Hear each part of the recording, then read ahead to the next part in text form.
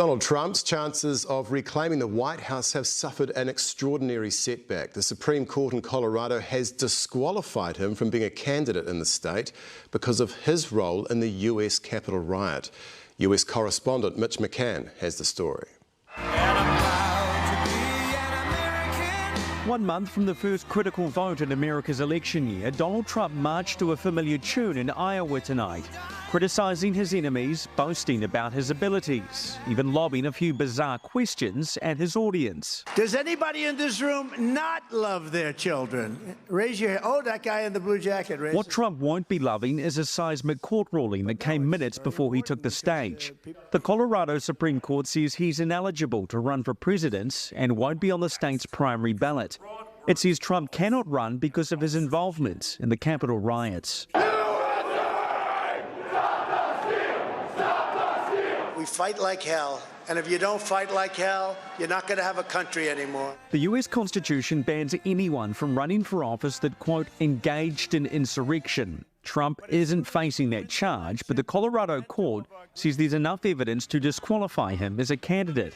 The court said we do not reach these conclusions lightly. We are mindful of the magnitude and weight of the questions now before us. The case is now likely to head to the US Supreme Court, where Trump says he will appeal. Tonight's decision only affects Colorado, but the Supreme Court could decide the question for all US states. That could prove disastrous for a candidate who is beating the sitting president in numerous polls. It's no wonder crooked Joe Biden and the far-left lunatics are desperate to stop us by any means necessary. Trump's campaign says the decision in Colorado is both flawed and reflects Democrat paranoia.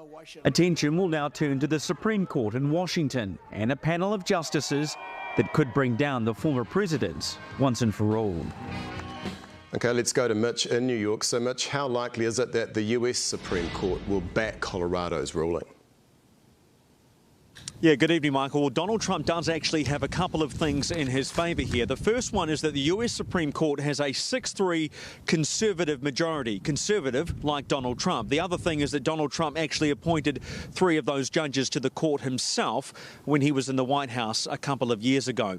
Now, it's interesting to note, Michael, the reaction from the rivals who are running against Donald Trump in this campaign tonight after this decision out of Colorado. Joe Biden, for one, the current president who might run against Trump next year, if he is the nominee, says he won't be commenting on this at all. As for the Republican rivals taking on Donald Trump within his own party, they are surprisingly actually supporting Donald Trump tonight. Chris Christie, perhaps the most vocal critic on the campaign trail of Donald Trump, says it's not up to the US courts to decide whether Trump should be the president, it's up to the people. Nikki Haley, who served in Trump's cabinet, now she's running against him, she says she wants to beat Donald Trump fair and square. It should not be up to the courts. So some interesting support from Donald Trump from within his own party tonight.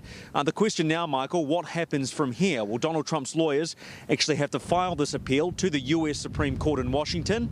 And then the court has to decide whether or not it's going to take up the case. And if it does, it could make an absolutely monumental decision as to the future of Donald Trump's political career. Absolutely. That's our US correspondent, Mitch McCann, live in New York. Thanks very much, Mitch.